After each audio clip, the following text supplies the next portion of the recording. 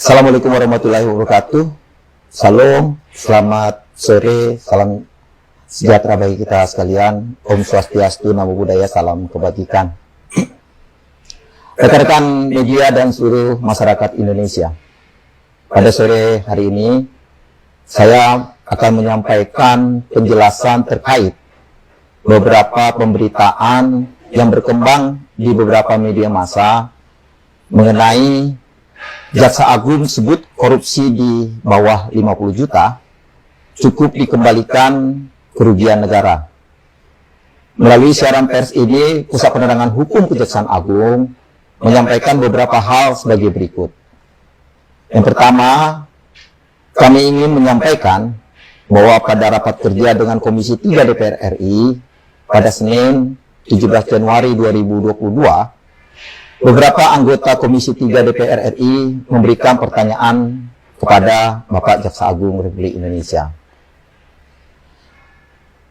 Anggota Komisi 3 DPR RI, Bapak Beni Kaharman, menyampaikan kepada Jaksa Agung RI yang intinya, kasus korupsi di bawah 1 juta janganlah diproses.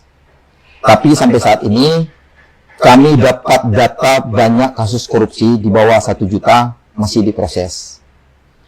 Ini kemudian dibilang hukum kita tumpul ke atas, tajam ke bawah. Alangkah baiknya kalau Pak Jaksa Agung membuat kebijakan supaya kasus korupsi 1 juta ke bawah tidak diproses.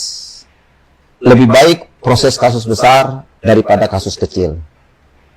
Kemudian selanjutnya adalah pertanyaan yang diajukan anggota Komisi 3 DPR RI, Bapak Supriyansah, juga menyampaikan kepada Jaksa Agung RI, yang pokoknya tidak sedikit kasus dana desa dengan nilai rendah, yang anggaplah hanya beda 7 juta, beda 5 juta, tapi karena masuk di pengadilan, mesti ada tuntutan, dan akhirnya diputus sekian tahun. Kalau dipikir-pikir, kalau nilainya kecil seperti itu, saya mengharapkan Jampitsus ada terobosan pengembalian uang daripada di penjara orang ini. Lebih banyak biaya makan dia di dalam ketimbang dengan apa yang kita kejar. Toh juga bangsa ini memiliki keterbatasan soal ketersediaan lapas yang sudah over capacity.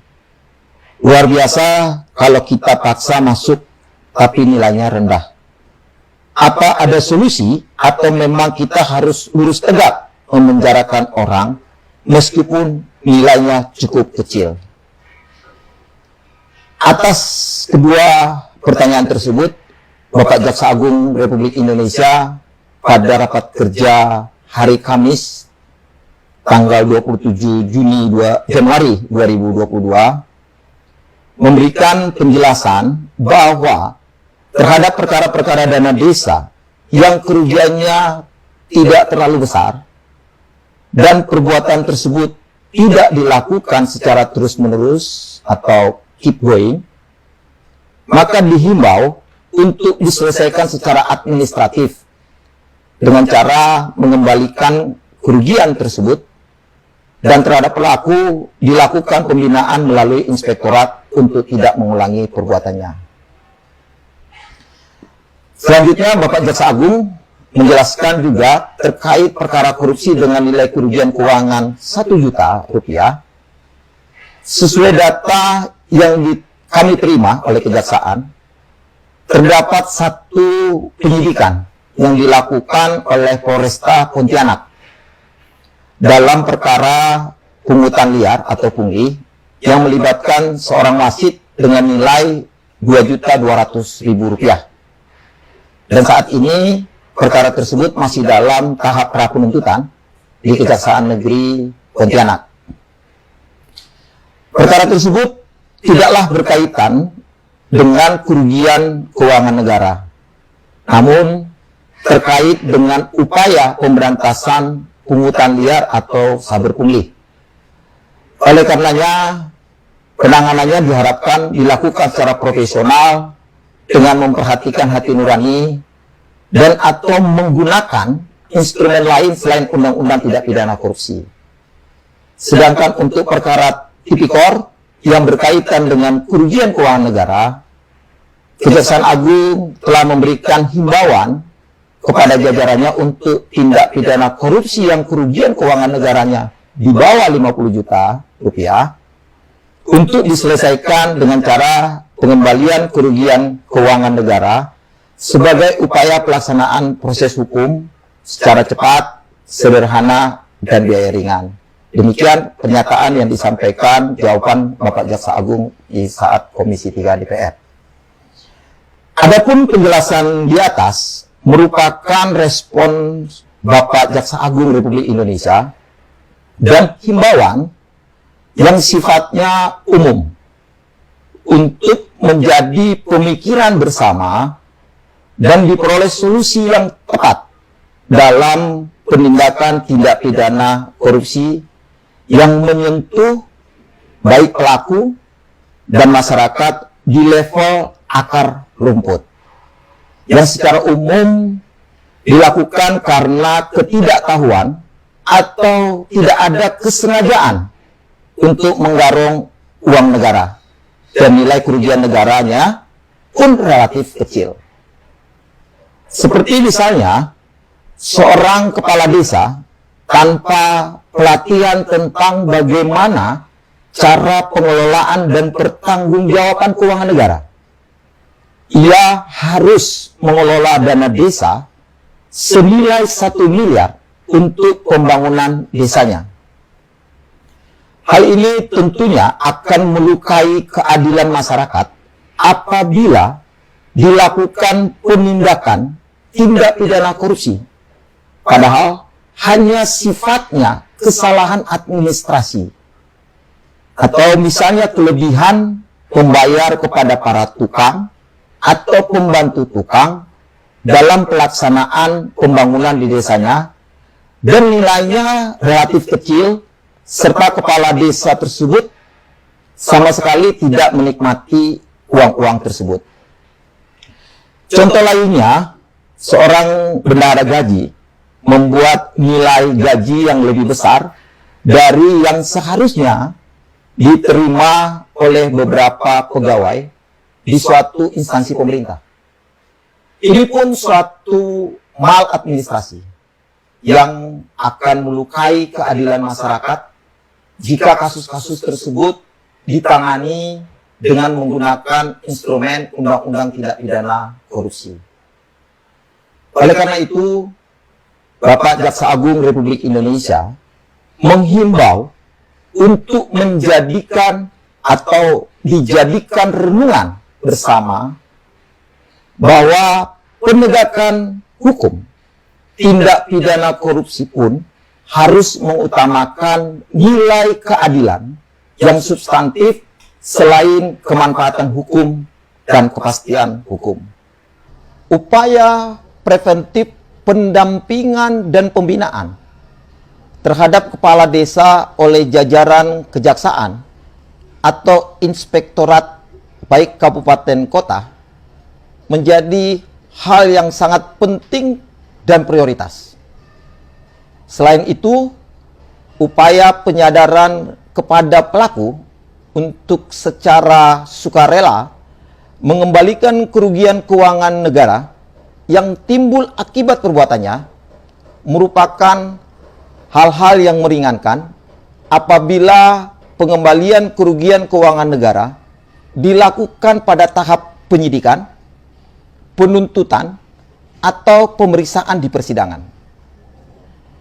Kejaksaan mengapresiasi jika terduga pelaku telah mengembalikan secara sukarela ketika tim inspektorat telah turun dan menemukan kerugian keuangan negara sebelum tindakan penyidikan dilakukan oleh aparat penegak hukum. Dan perkara itu sifatnya kesalahan administratif serta kerugian negara yang timbul juga relatif kecil. Untuk perkara yang model inilah Bapak Jaksa Agung wacanakan dalam bentuk himbauan untuk ditangani dengan menggunakan instrumen lain selain instrumen Undang-Undang Tindak Pidana Korupsi. Himbauan Bapak Jaksa Agung Republik Indonesia bukanlah untuk impunitas pelaku tindak pidana korupsi dengan kerugian keuangan negara yang relatif kecil.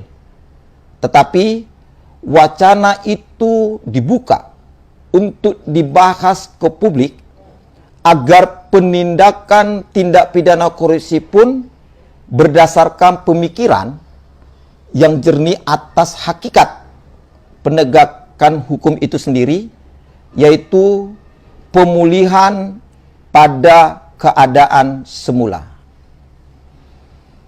Kedua, terkait perkara korupsi dengan nilai kerugian keuangan negara di bawah 1 juta rupiah. Sebagaimana yang telah kami sampaikan di atas, bahwa perkara tersebut tidaklah berkaitan dengan kerugian keuangan negara, namun terkait dengan upaya pemberantasan pungutan liar atau saber pungli. Oleh karena itu, Bapak Jaksa Agung Republik Indonesia menyampaikan pada saat di DPR RI agar penanganannya diharapkan dilakukan secara profesional dengan memperhatikan hati nurani dan atau menggunakan instrumen lain selain Undang-Undang Tindak Pidana Korupsi.